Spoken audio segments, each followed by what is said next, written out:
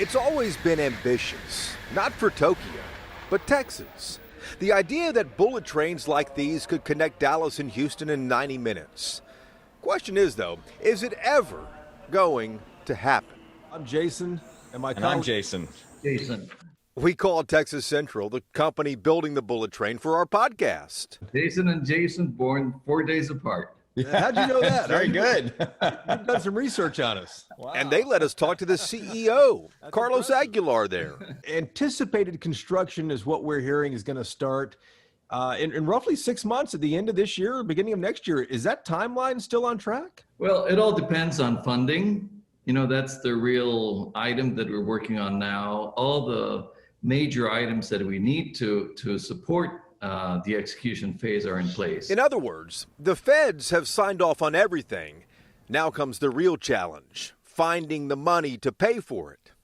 Turns out the bipartisan infrastructure bill in Congress might finally get this project off the ground.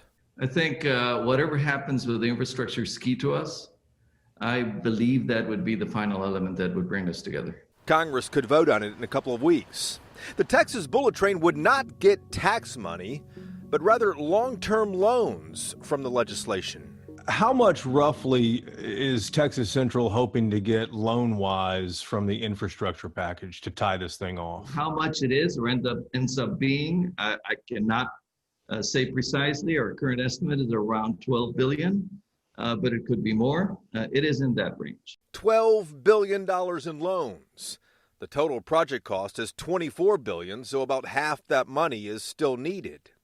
Aguilar told us the route is settled and 40% of the land is already locked up, even before financing is finished. What should I expect to pay, roughly, if I want to get on a train in Dallas and go down to Houston one day? We're at about 75% of what air travel costs. That is more or less where our price point is. So how much is that? Southwest Airlines, for example, charges $205 to fly between Dallas and Houston with a week's notice when we checked. That means a seat on the bullet train at about 75% of that airfare, it might cost about $153. Aguilar told us the first 50 miles of track will be built from Dallas down to the south, so engineers could conduct tests.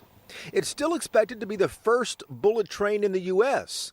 and the fastest one in the world, providing that money eventually materializes. In Dallas, I'm Jason Whiteley. Now, that's just some of what Carlos Aguilar revealed in a fairly wide-ranging interview.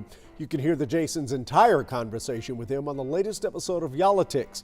We encourage you to download it for free wherever you get your podcasts.